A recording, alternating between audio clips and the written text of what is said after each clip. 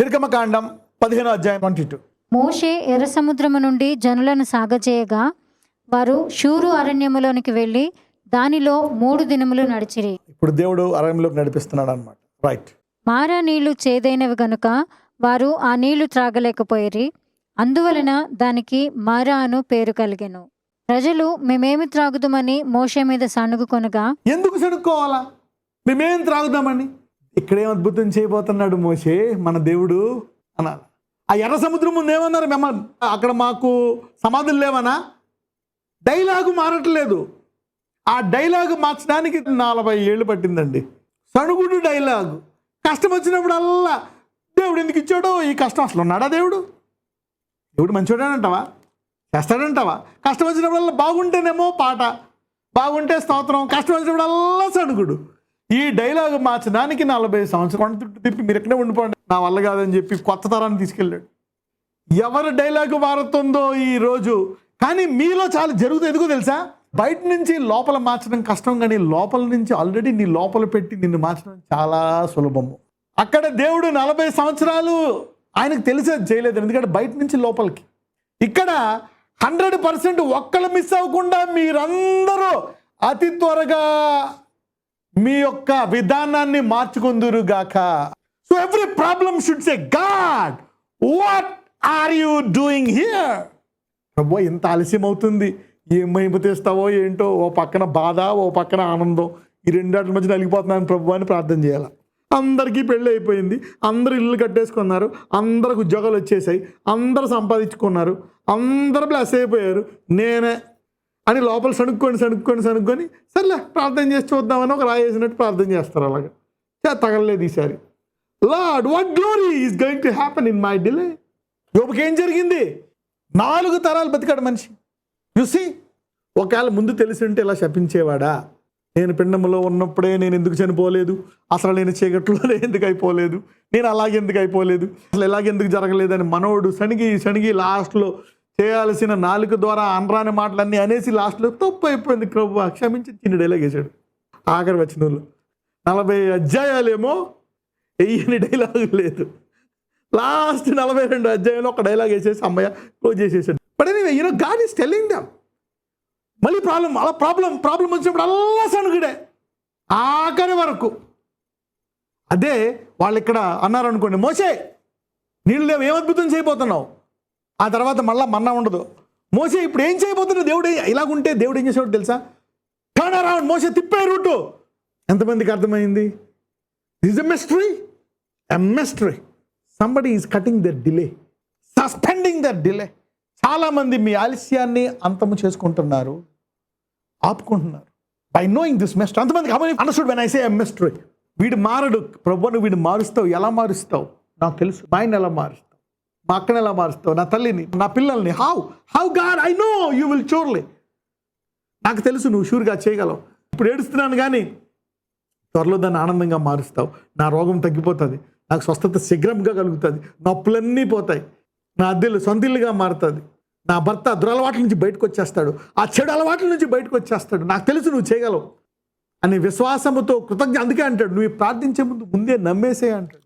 అది వీళ్ళ వల్లకే 40 సంవత్సరాలు అవ్వలే. 40 years నమ్మి ప్రార్థన చేయడం అనేది వీళ్ళ వల్ల కాదు. అయిన తర్వాత నమ్ముతారు. పోనీ ఇంకో సమస్యకు నమ్ముతారా? మళ్ళీ సణుగుడు. ఒక చోట దేవుడు కోపం వస్తుంది. నువ్వు అలా తిడతావా నేను ట్రైనింగ్ ఇస్తే అని చెప్పి మోసేని కూడా రానివాడు. అయితే మోసే అన్నావా, ఈసారి అన్న మీరు నమ్ముతారు అన్న డైలాగ్ వేయాలా. కానీ మోసే he lost his positivity. Very talented powerful man. కానీ లాస్ట్లో ఇంకో 40 సంవత్సరాలు పోయిన కోపం అంతా తెప్పించేశారు. మళ్ళీ ఐగుప్తు రోషం కోపం తెప్పించేసి వాగ్దాన ఫలం వెళ్లకుండా చూపించి చేశారు. The test. Talk to yourself and say, నా ప్రాణమా నీ సమస్య విషయమై సణగొద్దు. Talk to yourself and say, don't complain your problem. Don't complain it. Don't murmur about your problem. Don't feel sad. Don't murmur. Don't be angry on God. Don't be bitter on what is going to happen. Lord, what are you going to do? This will take you to a new level. A new level. అంతా కోల్పోయావా? దేవా నువ్వు మొత్తం ఇచ్చేయగలవు అని ఎంతమంది ప్రార్థన చేయగలరు? You can give all back. ఆస్తి అంతా పోయిందా? డబ్బులన్నీ పోయాయా? ఉద్యోగం పోయిందా? God నువ్వు మళ్ళీ ఇవ్వగలవు. మళ్ళీ ప్రార్థిస్తున్నా. Come on. This is what God train them. ఇదే దేవుడు ట్రైనింగ్ ఇస్తున్నాడు వాళ్ళకి. మీరు ఈ ట్రైనింగ్లో 40 సంవత్సరాలు కాదు కదా, త్వరగా పాస్ అయిపోదురు గాక. May you pass it. Let's study, continuous ముగిద్దాం. ప్రజలు మేమేమి త్రాగుదుమని మోషే మీద సణుగుకొనగా అతడు యెహోవాకు మొరపెట్టెను. అంతటా యెహోవా అతనికి ఒక చెట్టును చూపెను. అది ఆ నీళ్లలో వేసిన తరువాత నీళ్లు మధురములాయెను. అక్కడ ఆయన వారికి కట్టడను విధిని నిర్ణయించి అక్కడ వారిని పరీక్షించి, మీ దేవుడైన యెహోవా వాక్కును శ్రద్ధగా విని ఆయన దృష్టికి న్యాయమైనది చేసి ఆయన ఆజ్ఞలకు విధేయులై ఆయన కట్టడలను అన్నింటినీ అనుసరించి నడిచినెడల నేను ఐగుప్తీయులకు కలుగజేసిన రోగములలో ఏదియు మీకు రానియను. నిన్ను స్వస్థపరచు యెహోవాను నేనే అనెను. Carry on. తర్వాత వారు ఏలీమునకు వచ్చిరి. తర్వాత ఎక్కడికి వచ్చారంటే ఏలీంకి వచ్చారంట. అక్కడ 12 నీటి బుగ్గలను 70 ఈత చెట్లను ఉండెను. వారు అక్కడనే ఆ నీళ్ల యొద్ద దిగిరి. 16. తరువాత ఇశ్రాయేలీయుల సమాజం అంతయును ఏలీము నుండి ప్రయాణమైపోయి వారు ఐగుప్తు దేశంలో నుండి బయలుదేరిన 2వ నెల 15వ దినమున ఏలీమునకును సీనాయికిని మధ్యనున్న సీను అరణ్యమునకు వచ్చిరి. ఆ అరణ్యములో ఇశ్రాయేలీయుల సమాజమంతయు మోషే అహరోనుల మీద సణిగెను. వాళ్ళు తెచ్చుకున్నటువంటి సామానం, ఆహారం, స్టాక్, సాధారణంగా వాళ్ళు బాగా ధనవంతులు అనుకోండి, ఎక్కువ స్టాక్ తెచ్చుకుంటారు. 6 నెలలకి, సంవత్సరం తరబడి తెచ్చుకుంటూ ఉంటారు.